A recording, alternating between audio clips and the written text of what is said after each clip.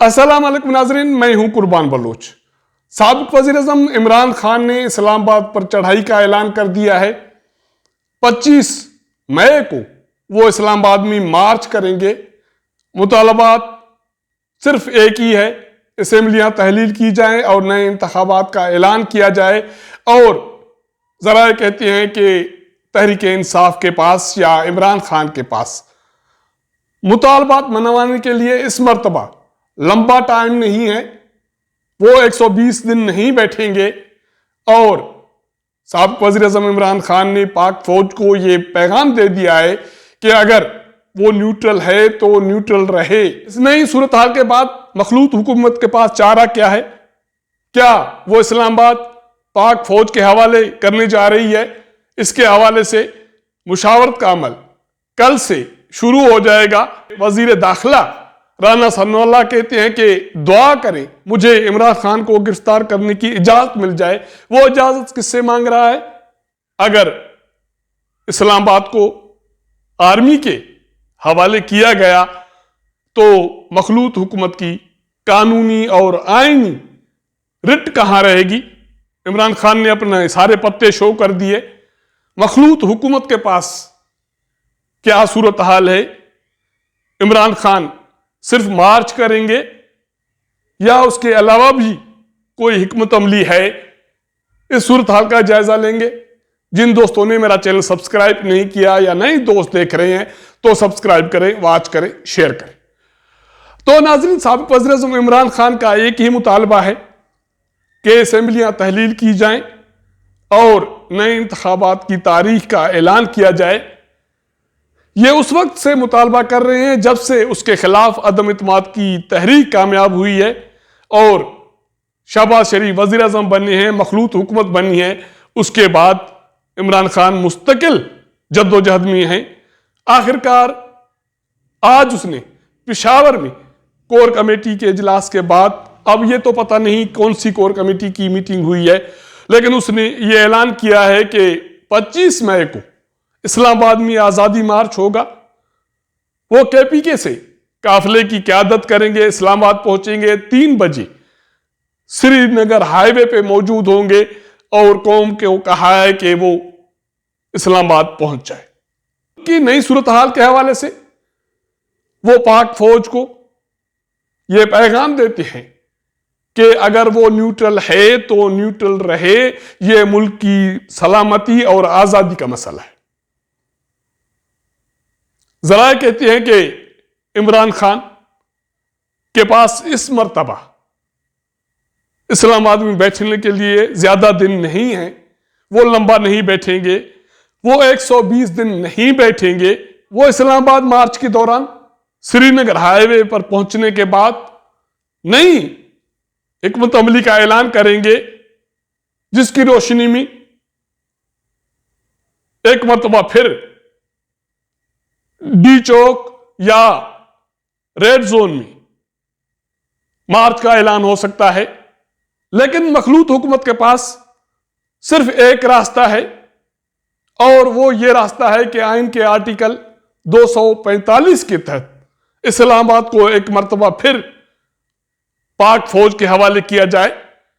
यह चीज तहरीक इंसाफ के कोर कमेटी के इजलास में डिस्कस हुई है और फैसला किया गया है कि पाक फौज से कोई टक्कर नहीं लेनी, क्योंकि प्लान यह भी था कि आजादी मार्च के हवाले से पहले पिंडी में मार्च किया जाए, उसके बाद इस्लामाबाद में दाखिल हुआ जाए।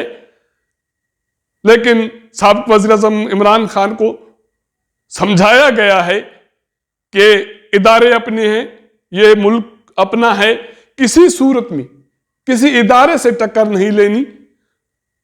जिसकी रोशनी में इमरान खान ने पाक फौज को यह पैगाम दिया कि वो न्यूट्रल है तो न्यूट्रल रहे, मुदाखलत न करे।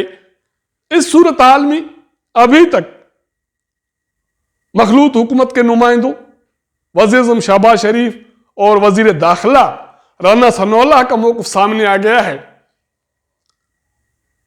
वज़ीर-ए-आज़म शहबाज शरीफ कहते हैं कि इमरान खान सिविल वार करना चाहते हैं, लेकिन वो कामयाब नहीं होंगे। और वजीर दाखिला राना सनाउल्लाह कहते हैं कि ये फैसला किया गया है कि इमरान खान को इस्लामाबाद में दाखिल होने नहीं देंगे। उसके साथ साथ वो ये भी कहते हैं कि इस हवाले से बाज़ाब्ता मुशावरत आने वाले हफ्ते की जाएगी। जराए का कहना है कि मखलूत हुकूमत के पास इमरान खान को रोकने के लिए वाहिद ऑप्शन यह है कि या तो इस्लामाबाद को पाक फौज के हवाले किया जाए, या वाकई अगर राना सनाउल्लाह सही कहते हैं कि यह फैसला हो गया है कि इमरान खान को इस्लामाबाद में दाखिल होने नहीं दिया जाएगा, तो इस हवाले से मखलूत हुकूमत में शामिल कुछ सियासी इत्तेहादी जमातें लालमी का इजहार करती हैं। पाकिस्तान पीपुल्स पार्टी और एक आधी और जमात का यह कहना है कि मदीना मुनव्वरा में जो वाकया हुआ उसकी रोशनी में जो मजहबी केसेस बनाए गए, इत्तेहादी जमातों को एतमाद में नहीं लिया गया। पाकिस्तान पीपुल्स पार्टी के सीनियर रहनुमा सैयद खुर्शीद अहमद शाह कहते हैं कि इसके हवाले से जमात को एतमाद में नहीं लिया गया। उसके बाद साबिक वफाकी वजीर शीरी मजारी गिरफ्तार होती है।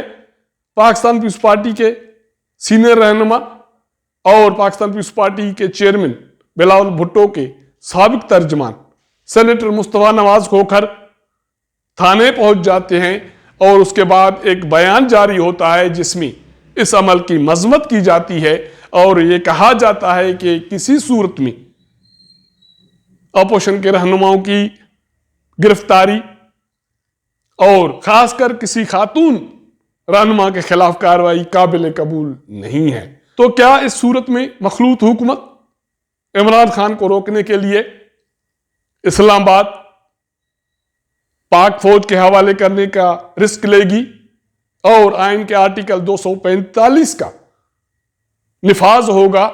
अगर ऐसा होता है तो अहम सवाल यह उठेगा कि यही मखलूत हुकूमत में शामिल जमातें इमरान खान के दौरे हुकूमत में यह मुतालबा करती आई हैं कि रियासती इदारे अपने आइनी हुदूद में रहे, सियासत में मुदाखलत न करें। अगर अब मखलूत हुकूमत के वज़रा रियासती इदारों को कॉल देते हैं कि आए हमें बचाएं, इमरान खान को रोकें, तो फिर इस मखलूत हुकूमत की आइनी और कानूनी रिट के हवाले से बहुत सारे सवालात उठाए जाएंगे।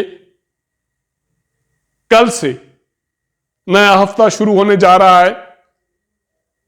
मखलूत हुकूमत को इमरान खान की लॉन्ग मार्च के हवाले से हिकमत अमली तरतीब देनी है और यह कहा जा रहा है कि इमरान खान लॉन्ग मार्च के हवाले से जब इस्लामाबाद पहुंचेंगे तो वो फैसला कुन प्लान का ऐलान करेंगे।